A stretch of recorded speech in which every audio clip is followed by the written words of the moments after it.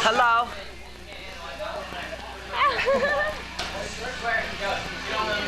What are you filming me for? Because you're the closest person to me. If I was on drugs, like if I was doing drugs now and I was here and you like walked out of the room, I would fucking take anything here, you know, I could. If you left, you would come back, there would be like, your fucking chair would be here and everything else would be gone. Since I was about 16, I probably haven't gone more than, you know, a week without smoking. I've missed work because I was high. Like I have missed family events because I was high. Probably when you're smoking every day, in morning, noon, and night, you probably know you're addicted. That doesn't mean you're gonna stop though. People ending up, you know, maybe smoking and drinking and blacking out and waking up and didn't know where they were. Didn't know if any, like girls didn't know if anybody had touched them or not because they were smoking pot. You know, I woke up in the hospital with a tattoo on my back, an IV in my arm, and police reports on my right. When I smoked pot, it changed the way I felt. It made things a lot easier to deal with. Like I said, when I was 15 and learning this stuff in school and health and everything, they taught you the chapters on drugs. You know, like they made it seem like it was something so bad, and you know, and after I did it, I didn't think it was that big of a deal, and everything became secondary. You know, I had like honors classes in school in high school, and I started to just not really care. You know, I wanted to do all right, and I did all right, and I graduated and everything, but and I started going to college as soon as I graduated, but I ended up failing out. For me, the progression was pretty quick. You know, nothing really bad happens when you first start doing it. So you're thinking, you believe that you could do other drugs and nothing bad's gonna happen too. I started smoking pot when I was, I guess, 13, maybe early 14. By the time I was 15, I'd failed 9th grade 3 times. I was hanging out with men that were much older than me, doing coke, doing lots of hallucinogenic drugs, you know, drinking a lot, waking up in strange places, and I was a little girl, you know, and I thought I was like, you know, grown-up woman. I didn't see that the drugs were the problem. I had an excuse list this big of all the reasons why my life was worse than anybody else's and why I could do whatever I wanted to do. I think I didn't give myself a chance to go through the normal stages that you go through. I think as soon as I found that, it became a way of life. You know, it was the way I coped. It was the way I got through my days. As a young person, it's not a good idea to alter the way you think. You're at that age, you're trying to figure out who you are, you're trying to figure out what life's all about, and you don't really know a lot about the darker side of life, the darker side of your own mind. And to try and open up those doors early in life can be potentially dangerous and or habit forming. The problem is that people are just taught, oh, it's bad, it's bad. And then marijuana is so common that if you try it, you realize it's not bad or not that bad. And you say, oh, well, hey, why not heroin? You know, like 3 years ago, I ended up finding myself living on the streets of Camden, homeless, smoking crack and shooting heroin. And I wouldn't necessarily say that everybody who smokes pot is going to end there, but I believe that if I would have never smoked pot, I probably would have never did coke, and which means I don't think I would have tried acid, and all these different doors would have never opened. Like in the very end, it was 2004 Mother's Day. I was waiting at the bus stop on the Black Horse Pike in front of the Hojo, and I wanted drugs, like real bad. I was starting to get sick, and I had enough money in my pocket. I walked across the street. I was at the bus stop because I didn't have a car, I didn't have a license. I just got kicked out of the home I was at, so this was the beginning of the end. And I went to the Hojo to see what time it was because the bus was running every hour on Mother's Day. It was the 400 to Camden, and there was a car. Somebody must have they were checking their stuff in, and the keys were running. And my fucking head says, "That's you can get to Camden," you know. So I look around. There's nobody. I jump in the car. I pull my jacket over so I didn't put any fingerprints on the steering wheel, and I just fucking floored it right out of here. And like these people are probably like, you know, where's my car going? And I just went as fast as I could. There's 42 right here. Cops know who addicts are, and they'll do whatever, you know, to catch them. And I got caught, and they took me in. I was locked up or whatever, and then I had somebody come bail me out. It was just like, you know, until I went to court or whatever. As soon as I got home, I got more money and went right back to Camden. It didn't matter. Like if I would have got caught again and taken in there, I would have went back as soon as I got done again. You know. How could you live around here? I mean, fucking garbage everywhere. It's pretty scary. Like every house is like abandoned almost. People got cages on their businesses and stuff. You know, there's spots to get coke, there's spots to get dope, there's spots to get pot. But there's a spot for everything. There's the cops. This whole town is just evil, you know. It's just, I don't know any other way to explain it. See that church on the right hand side? Yep. That's it. These Franks? These people coming out, they're the people that are just probably got nowhere to hang out, nowhere to go. See the clothes here? That's like clothes that you can, it's all free for people that are homeless and stuff. People that are hanging out, they got nowhere else to go. My name is Carol Riley. I'm the Executive Director of New Visions Community Services of Camden, which is Frank's Place. Being in this place, this is the mom and pop place. Everybody does everything. I hire people to run my building who are homeless. And this is where you come when nobody else wants you. This is where you come when you can get every service that you need, especially when you're hungry or tired. You come in here and you rest. It started as like a rescue mission for some gentleman that I heard named Frank who passed away and was homeless. And they started Frank's Place and named it after him. Each and every day I come through here and, you know, put something in my stomach to help feed me, and, you know, I get clothes from here. I have a lot of lost children. I have so many children who use drugs. That's the biggest thing, drugs. Drugs, alcohol, mental disabilities. But they come here to me and I help them. I try to help them to cut down on their drug so that they can get a life again. Sure, I think the majority of the people in their younger days had some type of affiliation with marijuana. It was a passing phase for me. I used it when I was like 7 to 18, like that, and then I graduated. Because I started getting bored with it and started looking for something else. And I didn't believe it when they say that early when they told me it could lead you to harder drugs, but my track record speaks for itself, and it did. Well, I won't say that the marijuana caused me to use cocaine. My friendships or my acquaintances caused me to use other drugs. Once you get around other people or peer pressure, that can cause you to do a lot of things. I don't really blame the crowd. Blame is like a really important word. I do not blame them. I chose to be around them, and I knew where it was taking me. You know, it's just hard to walk away from those people because they're people too, and they're going through the same thing that you're going through. And so I don't think it was because of them that I did the things that I did. It was because I chose to, pretty much. Okay, I started marijuana, okay, and it wasn't good enough. After a while, it gets old, and you want to try something new. And then you move to the next step, and it pulls you in. It pulls you in, and you're not strong enough to get out on your own. You're just not. My patrons, I talk to them on a daily basis. And I have children who come in from places like schools and Romero Center and all like that. And my patrons will talk to them and tell them, this is how I started out. I started out on marijuana. Marijuana is the culprit.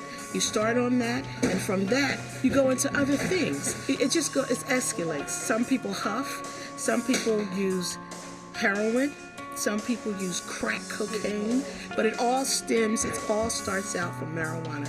And some people don't believe that, but that's where it starts. You can ask any of my patrons, and all of them will tell you we started out with marijuana.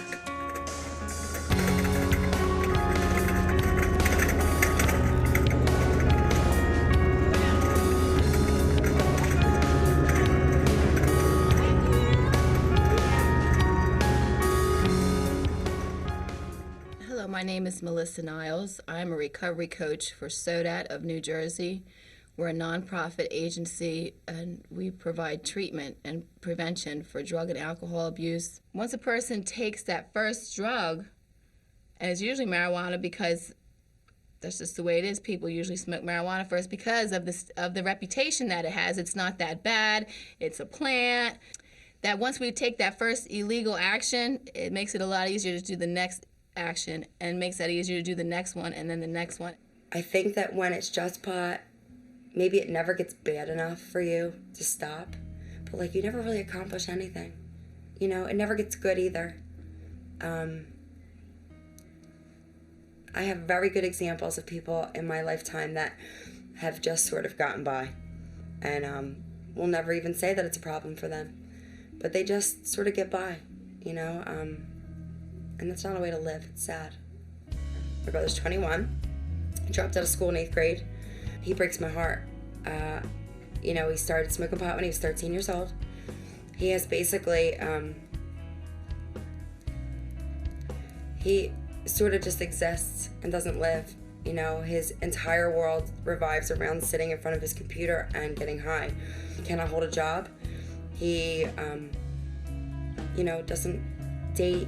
He has no friends, and at this point, his coping skills are so bad just with normal living that if he doesn't have pot, he is like a maniac to be around.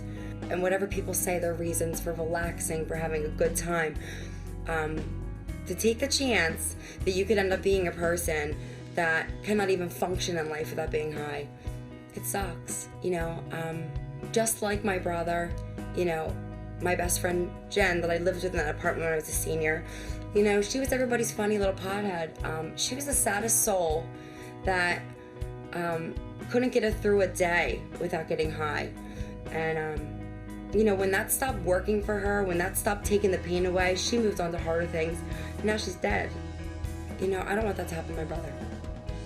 I would think that the real danger to yourself and others is you're going to neglect life. You're going to neglect your friends. You're going to neglect your family. You're going to neglect responsibility.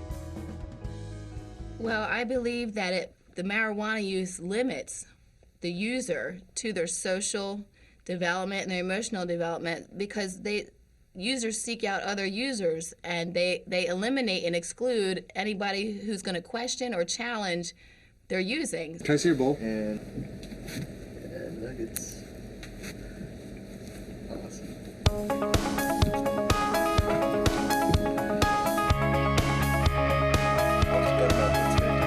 Butterbelt Falls. I haven't been there in like a year and a half. This is the quicker way? Seriously? Wait, you have that room that we stuff now? Really? This is the way. No, we don't have the quicker way. Really? Wow, the fall looks awesome.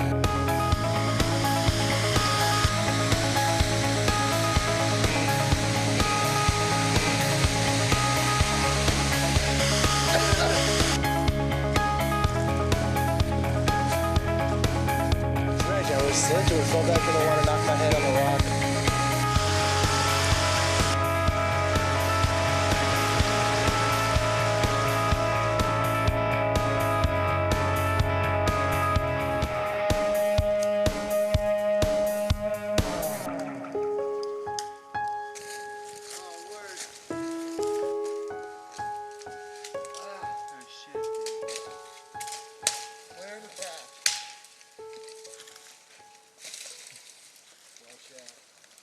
They want to jam with me, but I'm just not. Stephen play the drums? He's strung out on heroin, just still.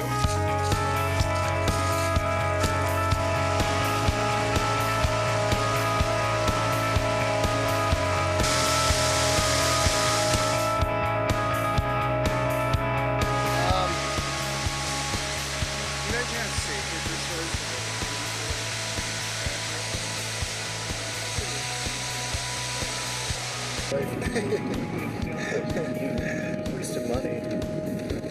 I don't know. Next to like a crackhead or murderer or rapist or manslaughter or and there's crack on the streets, man. Like we should be like totally like all about stopping that from spreading like in the world and like stop focusing on crimes.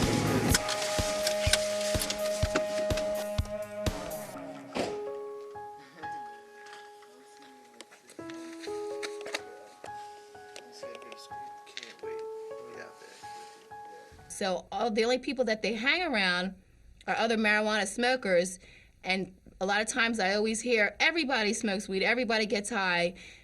They don't realize that their world is about this big because all they surround themselves are is with what they know, because they really do believe that the whole world gets high, and they think that we're the ones with the problem. Their problem is that we won't leave them alone.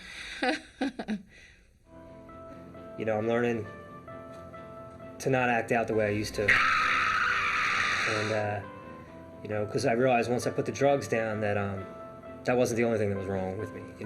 I've got addictive behaviors. Like, I want everything all the time. People with addictive personalities, I think anything can be addictive. I think for some people, they can smoke it and it's fine. I think some people can't smoke it and it really screws them up. And I'm in the latter. No, I don't think everyone should try marijuana. Absolutely not, but most people do. And because most kids experiment. But again, part of our brain, the potential addicts, we don't know, because addiction has been linked genetically.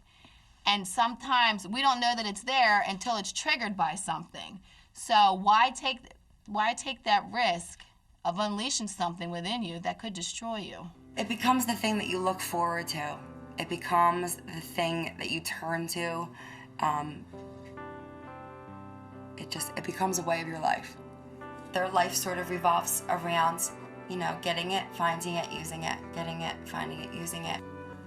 Yes, I do believe it's addictive. It may not be physically addicting, but it absolutely is addictive.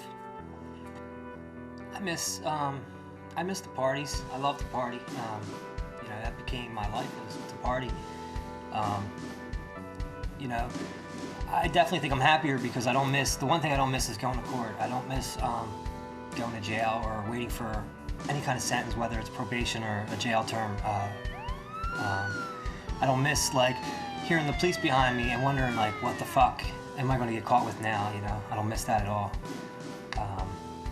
Or I also don't miss my mom looking at me and saying, you're a fucking lowlife. I feel better about who I am. The more positive things that I do, the better I feel about myself. Without elaborating, by the end, I would have done anything to keep getting high.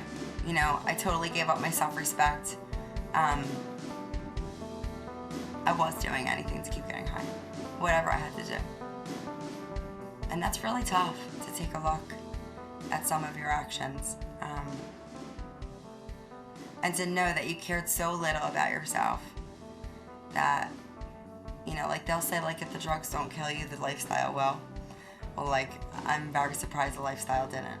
I walked myself around North Philadelphia, I lived there.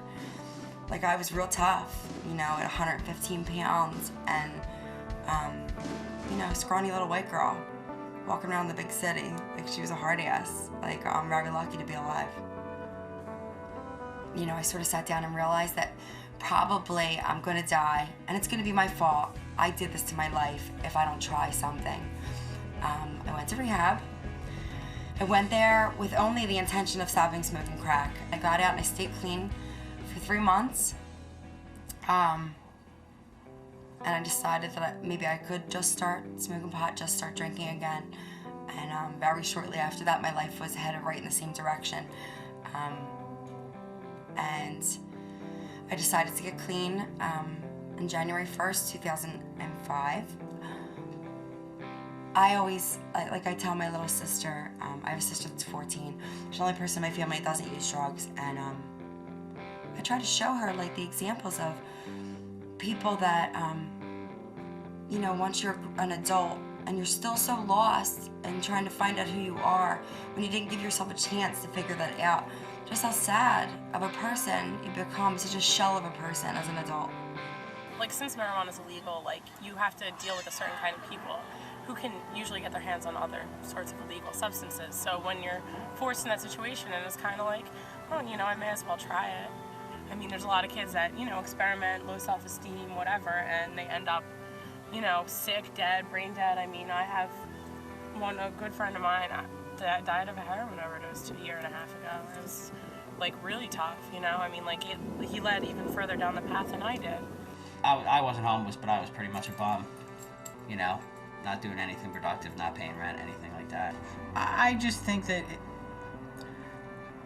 I feel like kids are gonna try it if they want to. I realized that the first thing I got when I stopped smoking pot and all that was I really got a much better relationship with my family. When you're that age, you just want to grow up, and what do the older kids do? They smoke pot and drink, and it's a bad example. I feel bad about it because I feel like kids look up to me because I drink and smoke pot, and I hate that. I resent it completely. You know, I'd say it's your decision to do it. Make sure you know it. You know, you make that decision. Make sure you know what you're doing. You know, think about it. It's every decision you make in your life has a consequence, and good or, you know, bad, you have to live with it. You know, like I said, I don't know if I would change anything, but I'll tell you what, like, I would have saved myself a lot of pain, a lot of hassles. The bad doesn't outweigh the good. That was the conclusion I came to. Otherwise, if you know, I would still be smoking pot now. But be educated enough not to just take one person's opinion on this certain subject and research it. That's like with anything in life, man. I just can't understand why somebody will just take what one person says, and that's all fact from in another person's mind.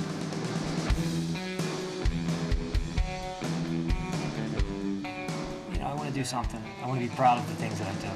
And smoking pot, anybody can do it. I mean,